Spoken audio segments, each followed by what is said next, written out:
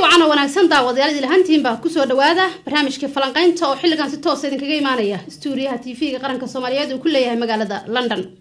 barnaamijku waxa la socodsiin doona anigoo xanaan shidana. barnaamijka falanqaynta waxaan uga hadli doonaa shirkii madasha wada tashiga ee gobolada maamulada goboleedyada dalka Soomaaliya iyo sidoo kale dawladda federaalka ah ee Soomaaliya uga socday magaalada Muqdisho ee shalay soo idlaaday. إن شاء الله نتيجة كسر بحذي يسوع كلا سيدا أي فائدة وقتها شعب كالصوماليات أيام حنجعلنا عاو برنامج كنا وجهه ضلنا إذن كإلهي برنامج وحمرتي يقوه أمباسادور محمد حسين أولية ددوينه وضد قرنا يسانو سياسي الصوماليات أرنمها الصومالية أنا أدو قدون دلالة دوانا كي من ذلك الصومالية وهجاك وحن كسر وينيا تلفزيون كقرن كالصومالية يسوع كلاته أن برنامج فلنقينته أن أمباسادور محمد حسين سورو أديات بعد ما صنتها هنا ودوها أنا وهجاج أنا مقعد مقدشة يتكتب من ذلك الصومالية يتكتب إنك زميلا بدنا أفريقيا أنا صومرتين لكن أنا مقعد مقدشة أنا واتشوت إن المدة يسوي تبدأ فسحانات كنت بقول لابتي بل وأنا شفت مركعة بس يبدأ كده عيس مقعد مقدشة هدي أضنو مقعد مقدشة هذه يهور مركة هذا مركة الله كورنتي أضنو لو بدأت أديات وحنو ما هاد علينا يا دمان شغالها تلفزيون كقرن كخاصهان هذيك هنان هذا ما أنا صومرن أفريقيا وحن ستة سوقة من مقدشة وعن شوقي قرحيدي دم بمركز دعين حقيقة وحي أهيد رفشة أهيد وحنيه كرا ورفشة شباب وحي ودان مانتو رفشة أهيد مقالة أمان كذا كل واللسعتين وقتي سديد دي فبراير وحي كدم بي ولا سعتين سيدا أو إسكول من قرحيادو مركان دمبوي أبابولين أو سيدا أو بدن أي مجال حمر لحد إسكو أبابولين أو أود ديو لنا إسكو جايين أي وحال لبده قرحوا قدام بيوكي أفريقيا طبنكا أكتوبر لبده يكون تضبيط طبنكي يكي لباتني سديدي ناسها بلوتو أي سمايين يدنا عسى أن يكون خيرا وحلا سعتين سيدا شعب كصوماليات أي أقوم دوبين وحلا سعتين حدر ما نصدحاد وجود ما نلباد قدام بيسي half of million ولا لها وحوي بتلان أيا كينين أو معاونة قرنة وحلا سعتين وحن هراء ودعن dhalinyaradi gaalkacyo ama galmudug ha noqoto ama Puntland ha noqoto labada dhinac waxay arooriyeen qaaraan ka madax banaan waxa weeye maamulkii Puntland iyo maamuladii galmudug ay dhalinyaradu intay iyagu is abaabuleen iyagu is xilqaameen ayay hanaan waxay sameeyeen ayaa qaaraan ka arooriyeen waxa la socoteen markii ugu horeysay in history oo waxa weeye gurmad abiilkii ay madaxweyne محمد عبد الله فرماجو iyo ay sameeyeen xasan cali khayre iyo madaxdii joogtay gudoomiyaha gobolka Banaadir Thabit abaabulkii ay sameeyeen oo 14kii October meeshii magaca laga bedelay ee Soobe markii uu qarxo ka dhacay waxa la socotiin inay iyagu dhiiga dhiibeen inay walaalaha Turkish koon halkaan uga mahad celinayo ay gurmadka ugu horeeyay soo sameeyeen waxa la socotiin Kenya sidoo kale dhaawac loo qaaday walaalaha Djibouti oo mar walba iyagu ciidankoodii hiil qaranaya mar walba ay joogaan oo de waxaan kalena aysan jirin sidii looga waxayeen abiilkii inay ku yimaadeen dawooyinkii in la keenay in yaani waxaan dhicin oon horay u dhicinaba waxa kale oo taas ka sii daraa goobjoog waxaan u ahaa oo aan rabaa shacabka Soomaaliyeed inaan u sheego dhaawicii xataa ku haray Muqdisho oo igu wallahi hoteelada Muqdisho siiba jaziiro oo anigu joogay halkii aan deganaa ayaa waxa lagu karinayay raashinka dhaawac lagu karinayay dadkii waxa loo sameeyay maalgelin waxay noqotay qaraxii ay iyagu ugu tala galeen inay Soomaaliya ku halaagaan Soomaaliya the path of Somali nation oo dib u soo dhashayba ahayd in lagu midoobo in lagu la ogaado ability-gii dawladda waxqabadkii dawladda in lagu ogaado dareenka madaxda maanta aan leenahay in lagu ogaado saaxiibkeena the friend you need is friend indeed saaxiibka aad leedahay waa saaxiibka markaad u baahantay kuu soo baxa yani gurmadkii walaalaha Turkiga intii shalay kuwa kale ku habsaamaysay oo dawladihii carqalada nagu waday oo politically jilibka noo laabayay iyo ay ku ceeboobeen hanaan oo aad yani aad wax dareemaysa waxa ka soo baxay midnimo waxa ka soo baxay isku tashi waxa ka soo baxay gurmad aan inaba haba yaraatee hore aan u dhicin وهاجا أنا أدب ما سنتهي طبعا مقالة مقدشة سوءها مقالة إسلح مركز سوءها محاس بدلي مركي قرح ودعي معلمي وكدم بمقالة إس مركز سوءها والله أنت بدك تشوف أنت بدل مركي قرح أي مقالة سوماليا كدعة وحوم لا مقالة درنا حرنتها أمين لمركل والله وحي أحد قرحي أفري طبانكي أكتوبر وحي أحد كدعي حافظ أفري طبانكي أكتوبر وحو أها مد أي كوهم جوبين شباب mid maanta waxa weeye intaasoo abwaaniintii afkay furteen waxaan halkaan uga hambalyeynaya abwaan Cabdinuux oo yani suugaantii ugu horeeyay ka tiriyay waxa ku xigay abwaan Guure waxa ku xigay walaalaha xidigaha dhalinyaradan xidigaha geeska heestii kale xamar maqarax xamar dhaxal uma helin waxa ku xigay cawl daahir salaad dhalinyaro kaca oo asaga heeskiisii qiiraha badnaa waxa ku xigay abwaaniintii baa ku midowday waxa ku midoobay shacabkii waxa ku midoobay dhalinyaradii waxa ku midoobay culimada diinkii waxa u midoobay sidaad ugu socosho aad la socoto shirkii shalay soo gabagaboobay madasha waxa go'aan lagu gaaray khilaafkii Soomaali ku kala dhex jira ku kala baxay qaraxii 14 baa la dhihi karaa wahagaag aan aad u mahadsantahay dabcan al-shabaabna waxay ka garan karaan ama ay arki karaan waxyaabaha ka soo baxay waxyaabaha ay isdhahaan Soomaali ku lugtay aad wahagaag aan aad u mahadsantahay insha Allah waxaan dib ugu soo noqonaynaa mawduuceena ahaa shirki iyo wixii ka soo baxay shalay magaalada Muqdisho oo madaxweynihii joogay ra'iisul joogay xukuumadii ay soo kala harin ay madaxdeena ay maamuladana ay dabcan dhageysanayeen ama ay garabkooda siinayeen iyo shirki wixii ka soo baxay waxaan jeclaan bal inaan wariyaheena Cali Baashi iyo muuqaalka isla daawano kadibna dib isaga soo noqon insha Allah gunaanadka shirka wada tashiga ee muddo uga socday Muqdisho mas'uuliyiinta dawladda federaalka ee Soomaaliya iyo kuwa dawlad goboleedyada dalka ayaa ugu dambeyn waxa la isku afgartay qodobo siyaasadda iyo ammaanka quseeya in lagu wada shaqeeyo jawi ku dhisan kalsooni midnimo dulqaad isu tanaasul wada tashi iyo mas'uuliyad wadareed in la xoojiyo xiriirka iyo wada shaqeynta dawladda federaalka dawladaha xubnaha ka iyo gobolka Banaadir la iskuna ixtiraamo mas'uuliyadaha dastuuriga ee la kala leeyahay iyo kuwa wadaaga in la ilaaliyo xasiloonida siyaasadeed ee dalka iyo wadajirka si loola dagaalamo argagixisada in la adkeeyo amniga dalka meelna looga soo wada jeesto xoreynta dalka iyo la dagaalanka argagixisada in la yimaado qorshe dhameystiran oo wadajir ah oo lagula dagaalamayo argagixisada heer federaal iyo heer dowlad goboleed iyo gobolka Banaadir baa lana xoojiyo ciidamada dawladaha xubnaha ka ah dawladda gobolka Banaadir xubnaha ka ah dawladda federaalka iyo gobolka Banaadir tababar ahaan iyo agab ahaanba go'aamada shirkan ayaa ah kuwa awood siinaya rabitaanka dadweynaha si dalka looga badbaadiyo kooxaha bartilmaameedsanaya shacabka iyagoo dhinaca kalena ku dhiirigelinaya dawladda federaalka ee Soomaaliya in kooxaha nabadiidka ay dhadhansiiso cawaaqibka uu leeyahay in dad shacab la iska laayo madaxweynaha dawlad goboleedka Puntland Cabdiweli Maxamed Cali Gaas ayaa natiijada shirkan ku tilmaamay mid muujinaysa hor u socod ay Soomaaliya sameysay sharaf weyn bay noo tahay maanta halkaan ku saxiixno heshiiskii iyo wada hadaladii socday muddada usbuuca ka badan oo runtii ku soo dhamaaday wanaag arrimo badan oo runtii muhiim dalka wahaana laga wada hadlay ugu horeyso arrinta siyaasadda amniga dastuurka iyo federaaleynta dalka sida uu wasiirku akhriyayba dhammaantoodna runtii aan ka gaaray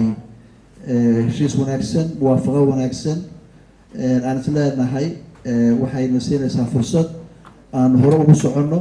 dalkan ugu adeegno si wada jir ah niyad sami ah Soomaalinimo ah wanaag uu ku jiro وهجاك هذه ما سيه هاي وريهنا على باشي وربحين تاستياري كلا دياري مشركي مدشة ووضع تشجع معمولة ضلك صومالية يسوع كلام مدحوينها جمهورية فدرالك هاي صومالية مدن محمد عبد الله فرماتشو أن وهجاك أن أبد ما سنتهي أن أوليو أن تبكوا سو نقطة أن وحكسوا بحي قضب بدنا مهي مشركة waxaa kasoo baxay in dalka Soomaaliya ayaha dalka Soomaaliya iyo shacabka Soomaaliya loo daneeyo laga gudbo waxyaabaha dalka dib u dhac ku keeni kara ama bulshada Soomaaliyeed gaabin kara dabcan haddii aan dib u sii noqono shirkii Kismaayo ka dhacay dadka Soomaaliyeed aad bay ula socdeen waxaad mooday inay dadku si siyaabo kale ay u kala fasireen siyaasadda halkaas ka jirtay laakiin biyo dhigeed maanta haynaa oo inay wax wanaagsan ka soo baxeen maantana oo shalay shirkii kusoo xiray magaalada Muqdishona ay ka soo baxeen bayaan dadka Soomaaliyeed ay dhagahooda ay aadna ugu farxeen la rajaynayeen because dabcan maamuladu waxay kamid yihiin dadka Soomaaliyeed shacabka Soomaaliyeed mas'uuliyadda qaar ay ka yihiin haddii aan aadno dhanka ammaanka maamuladu waa dardaaranka ay qaateen laftirkooda waxaa kamid ah inay wax ka xoojin doonaan ee cadowga ummadda Soomaaliyeed laga ciribtiri doono meelaha ay degan yihiin loogu tagi doono oo dabcan meelo waxaa jira ay ku dhuumaaleysanahay dalka Soomaaliya laakiin la wajihi doono maamul kastana qaybtiisa u ka qaadan doono sabab kula tahay maamulada laftirkooda inay u qaadan doonaan ee arintaas looga sifeynayo maamulada maamulada ay ka taliyaan aad waxa lama laysma weydiinayo hanaan marka laga hadlayo midnimada Soomaaliyeed waxaan la yani waxa mar walba caqabad ku ah shacabka Soomaaliyeed muslim iyo gaalba wuxuu leeyahay cadow soo jireen ah waxa la isku dayaa mar walba in la kala qaybiyo waxa la socotiin dalkan waxa weeye shanta Soomaaliya ee calanka iyagu maanta uu sawirayo waa shanta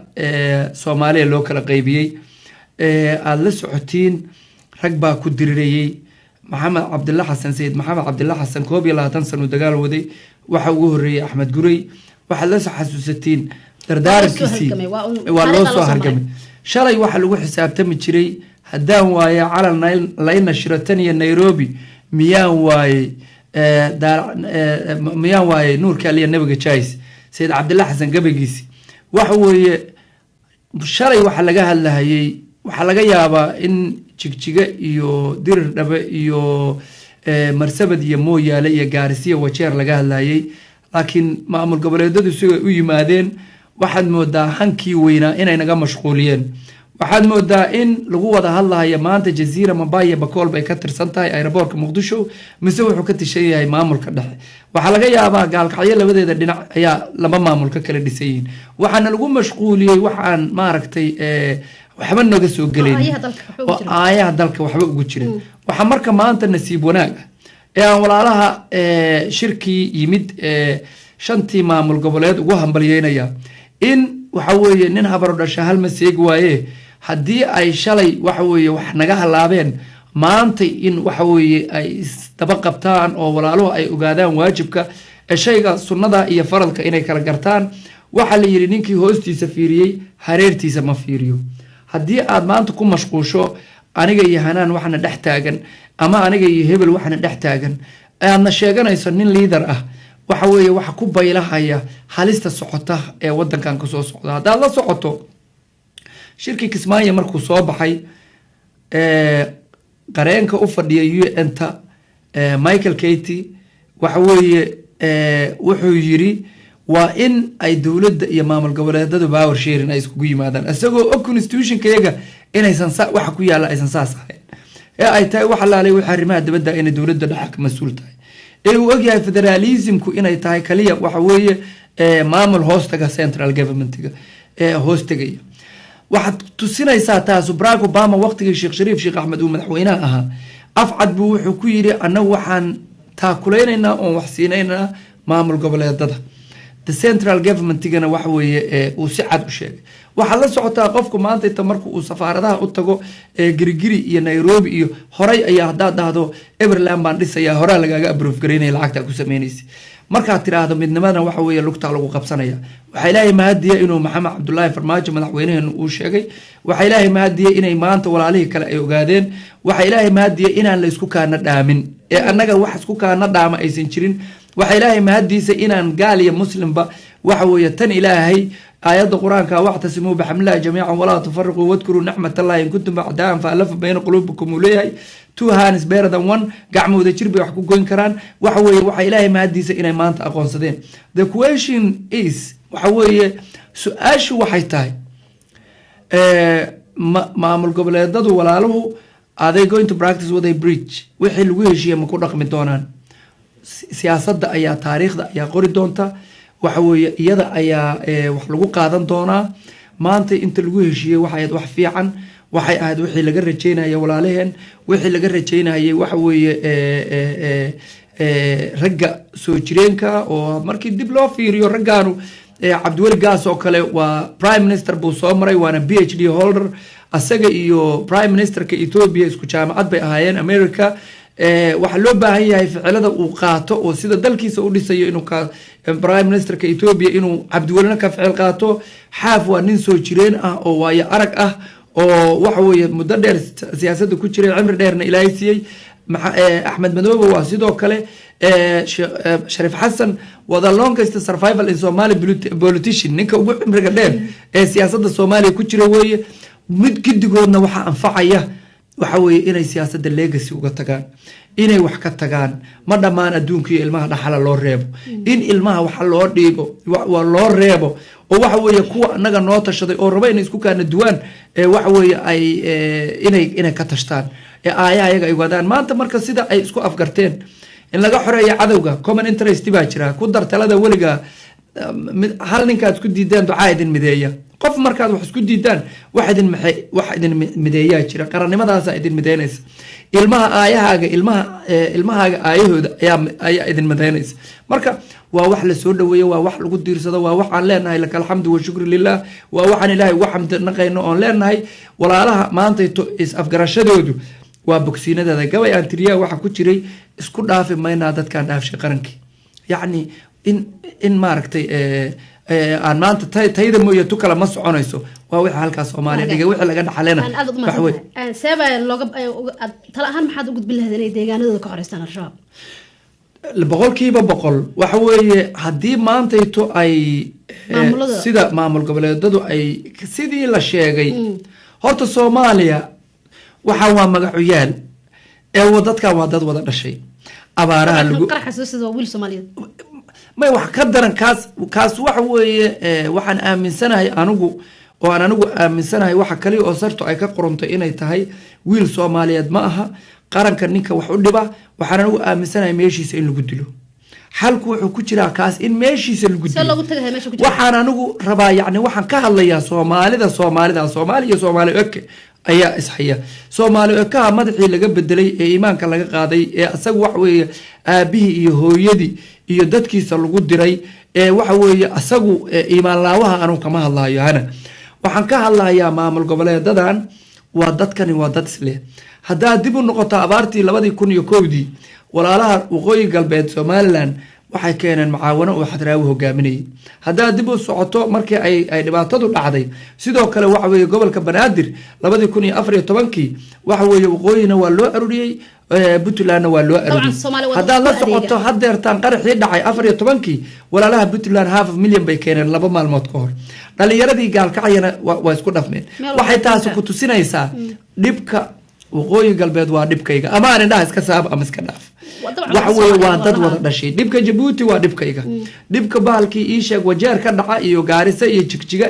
wale iyo bille iyo tole waa isku dhibkaaga waxa la socotaa ayaa dhaweyd oromada kacday Soomaalidii waxay Djiboutina way ku dileen oo dhulka canfartay ku dileen dhulka waxa weeye kiilka sharaad way ku dileen mooyaale oo ka tirsan Kenya way ku dileen Soomaali waa adigoon ba iskala yaqaanee waxaan macnaha ka wadaa Soomaali waa isku mid marka laga soo qaado buurihi galgala oo walaalkii Cabdiweli uu weerar kaga qaado marka laga soo galo xarar dheere iyo galmudug lagu qaado marka laga soo qaado meesha la yiraahdo ceelbuur iyo halkan iyo intii u dhaxaysay oo baalkii walaalaha Hirshabelle ay ku soo qaadaan marka laga soo qaado Bay iyo Bakool waxaan waa wax mobile oo maalinba meel tago oo kun aan dhamayn waxa la rabaa arintani in mar hore noqotay shabaab day wax day way ogyihiin waxay ogyihiin durwaagu ninkii yiraahdo daaya ayuu aadaa may gobolada dhaxa tagaan may ahlu sunna u tagaan may dhuusa mareeb iyo xaraale iyo caabud waaq iyo baalki yimaadaan iyo balambal may yimaadaan waxay ogyihiin waxa weeye in shareer inaan laga ogolayn in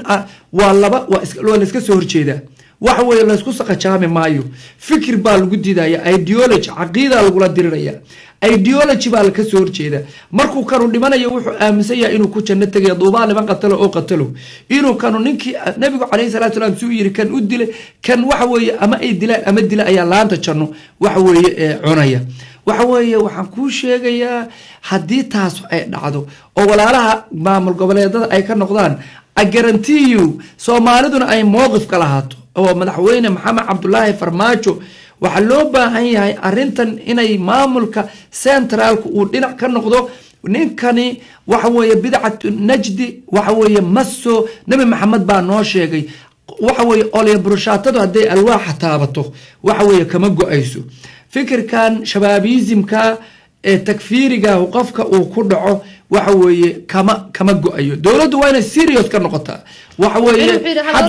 xabsi lagama gaari markii uu yidhaaha lagala dagaalamo waxa weeye kuwii la qabtay saddexda ahaabaa weli nool kuwa horaa xabsiga ku jira waxaa la samaynayaa fikirkaa ninkii soo dhiibayey waxa weeye ayaa waxa weeye nool waxa wiilka the victim of the victimska wiilka dulmanaha la dulmay ah ayaa waxa weeye miska la fulo maskiin baa lebaa laleeyahay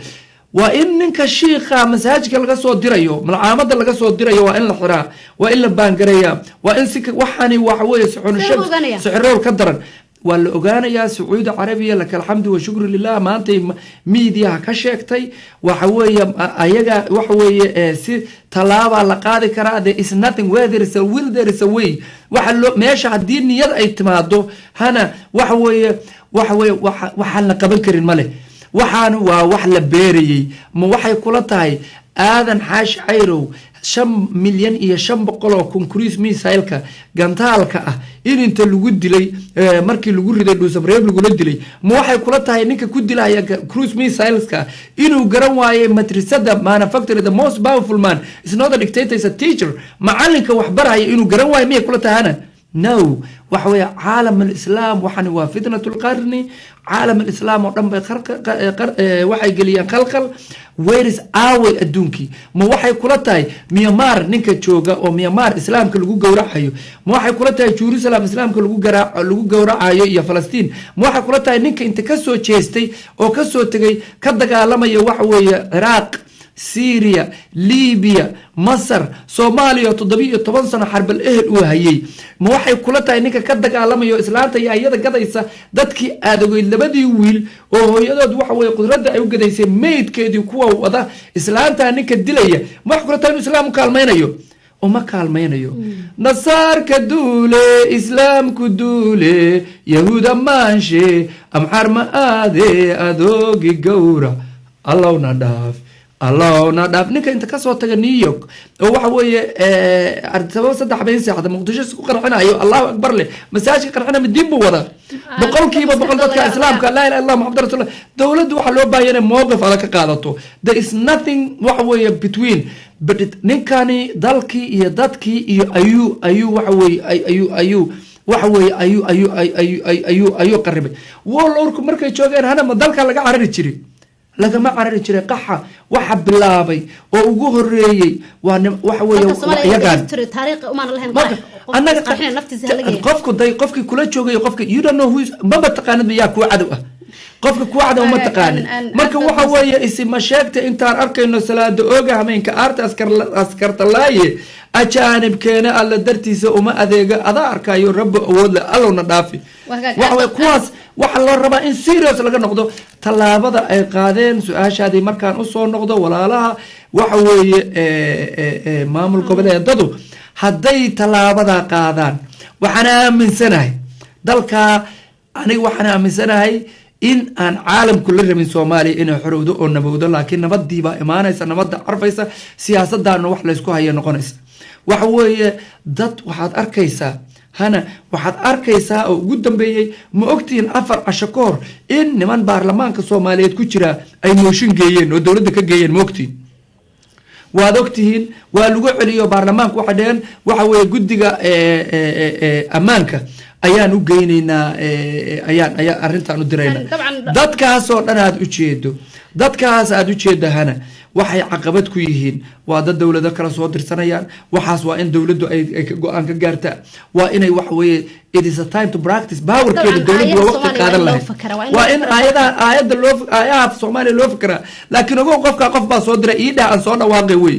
marka wax weye waxaan la samaynayo carqalada marka dalkan 27 sano waay Rwanda markiiba nabad bay gaartay Soomaaliya iyo Ethiopia isku mar bay dumeen waxa weeye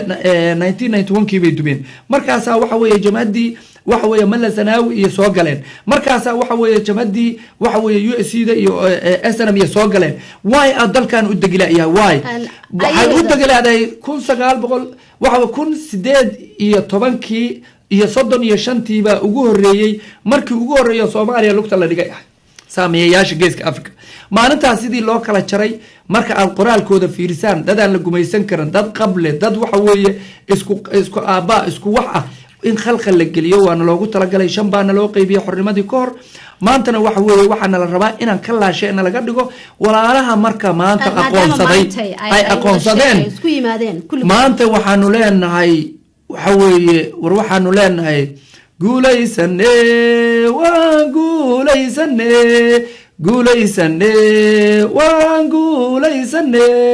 gediga wadayaan horumar gaare gediga wadayaan horumar gaar waa piece of cake waa glass biyaha la cabayo shabaab waxay yihiin male hadday intaasu inta isku tarto oo shanta iyo centralku isku tagaan I will guarantee you in hal mara waxa weeye laga dhigayo nimankaas mobile-ka ah sida maaragtay maanta inta nabadda ay gobolada dhexe halka ay ka taliyaan ahlu sunna fikirkeedu uu ka taliyo kale sida uu yahay in lagu diimayaan ku garanti gareynaya wagaag aan aad u mahadsan tahay dabcan ayaha Soomaaliyeed dad ka tashanaya oo madaxa oo mas'uuliyiin ayaa shirkad isugu yimid oo fiirinaya meel dheer insha Allah Ilaahay uu ku guulay doono Soomaaliya Ilaahay idinka haddii aan u soo noqono gabayadaada ahay heesaha iyo gabayada iyo abwaan hadii la yiraahdo waa inuu wax meesha la yimaado Soomaa aad iyo wala ku siiyo 2 daqiiqo 3 daqiiqo gabayadaada waxay ma anagu abwaanku wax weeye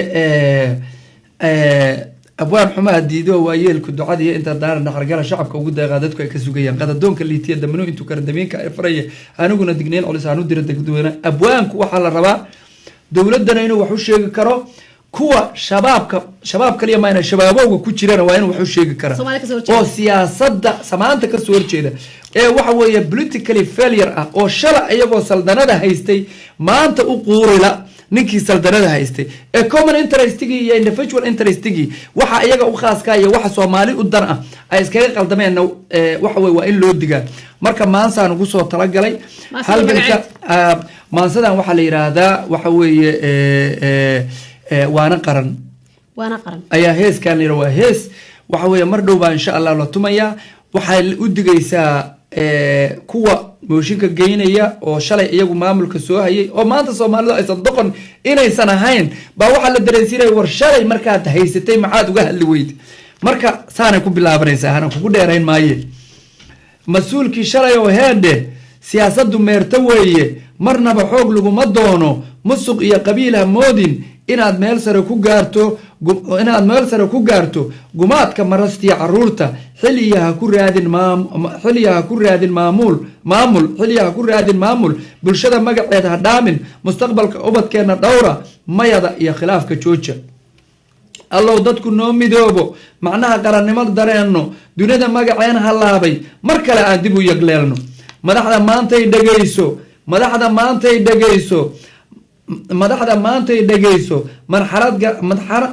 marxalad adag baa la gaaray midaan raba ii sameeya mashxarad iyo saca ma joogto muraalka dadku ma fiicna mas-uulkan gudan xilkiisa waxqabad iyo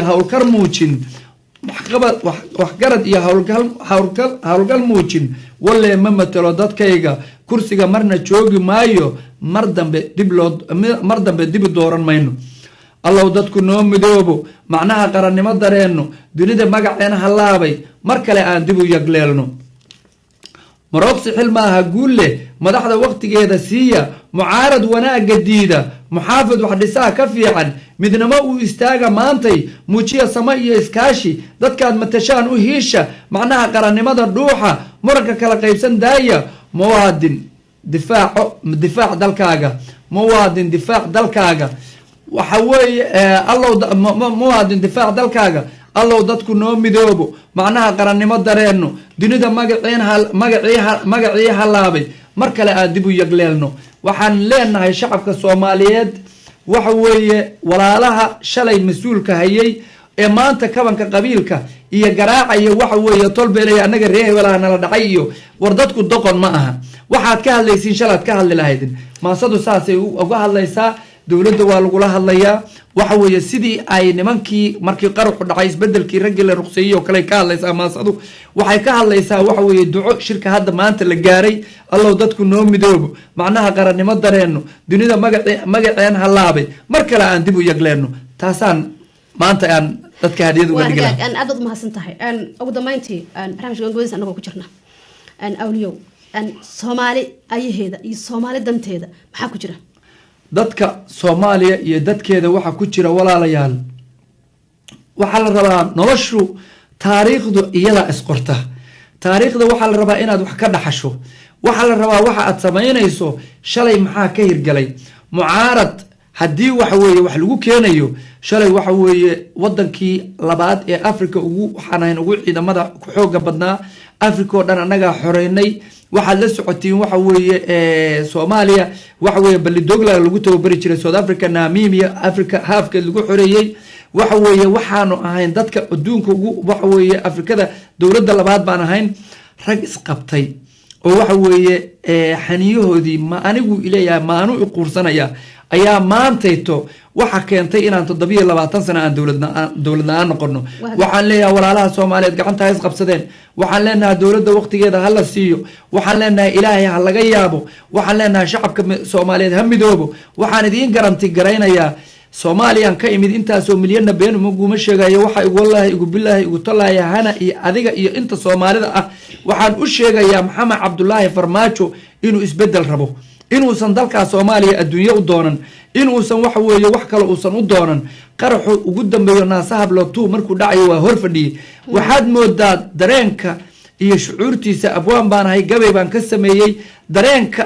dareenka madaxweynaha ayaan hor fadhiyay waxa laga yaabaa barnaamijkan inuu maanta tafiirsanayo oo inaan been ka sheegayo ma aha qaraxii horeeyaa dhacay kii dambaa dhacay waan hor fadhiyay waxa weeye taliyaha ciidanka dibadda ku sugay waxaan idin sheegayaa waxaad moodaa ilaahay baa iiga sareeyay inuu asaga ku dhacayo dareenka iyo feelinka Soomaaliya ayaa nabsi idin qaadin Soomaaliya waxaan idin leeyahay ilaahay wuxuu leeyahay la in shakartum la azidannakum wala in kafartum min cadaabi la shadiid waxaan idin sheegayaa maanta nin qadadoona idinma xukumina nin qadiyad leh oo qaran raadis ah oo raba inuu legacy ka tagaad hasheen waxaan idin leeyahay garab istaaga war Soomaaliya garab istaaga war waxaan idin leeyahay maantaad haysiine dhawaan ku diida dheeraanba ku raadiyay Maxamed Cabdullaahi Farmaajo waxa way maxay maanta Khaliijul Arab ay wax ku gaareen masaajid walba ulul amrigooda lagu duceynaya war waa aayad quraana ilaahay wuxuu leeyahay waxa way waadiicu Allah wa waadiicu rasuulahu wa ulul amri minkum war ulul amriga inaan adeecno ilaahay baa nagu amray war aqliga saliimka ah dawladan hal sano gaarin in mucaarad maanta loo sameeyo waxa weeye waa doqonnimo waxaan kula dardaarmayaa shacabka Soomaaliyeed maanta waxay yeesheen madax qiimo leh marka la yiraahdo Maxamed Cabdullaahi Farmaajo marka la yiraahdo Xasan Cali Khayre marka la yiraahdo gudoomiyaha gobolka Banaadir ee Thaabit ee soo baxay xidiga oo star ah war waxa leeyahay ku xamdiyo garab istaaga war ku garab istaaga idin leeyahay dhacdadii dhacday wali lama arag dad dhiig shubaya wali lama arag dad isbitaal loo dhigayo wali lama arag dad raashin meel lagu karinayo war waxaan idin leeyahay dareenka wallahi baan ku dhaartay afayeenka shacabka anahay wallahi waan hor fadhiyay markuu dhacay qaraxu Maxamed Cabdullaahi Farmaajo madaxweyne wallahi inuu asaga ku dhaco kalaad moodaa indhihiisa ilmaa ku soo istaagtay cirkaas uu aad waxa weeye aan ka faa'iideysano aan ku garab laanno aan uga mahadnaqno madaxweynahana waxaan leeyahay ilaahay ku garab galo ilaahay ku guuleeyo meesha wanaaga aad la rabto Soomaaliya ilaahay ha u qadaro ilaahay ha u garab galo kuwa raba in lugaa kugu dhagaana waxaan leenahay muutu biqaydakum waxaan leenahay caradiina ku dhinta وهاجاك أدد ما سنتهاي طبعا مدحونها وحد دورت الشعب مدحون الشعب وهاي إن شاء الله شقدي سنة إلهي هلا قرب قلو وهاجاك تعود يقول واحد صعطان وبرنامج كفلانقين وحلي قاعد كذا ماريا استوريها لندن وحنجعلها إن برنامج أنت نسوق قبل قبيل إن كل سوق قبل قبيل actually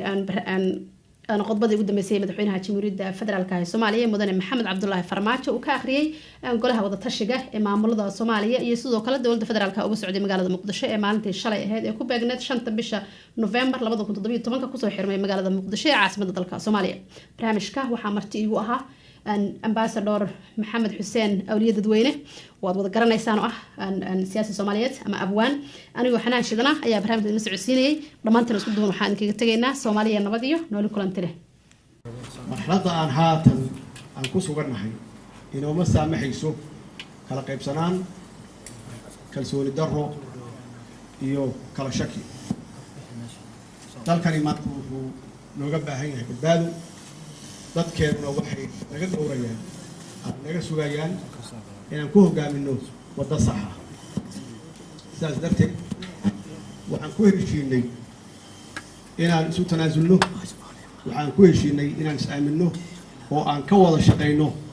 sidii loo ciribtiri lahaa kuwa shacabkeenna maalin walba xasuuqaya oo ay ugu dambeysay falalkii bahalnimada lahaa ee waxashnimada lahayd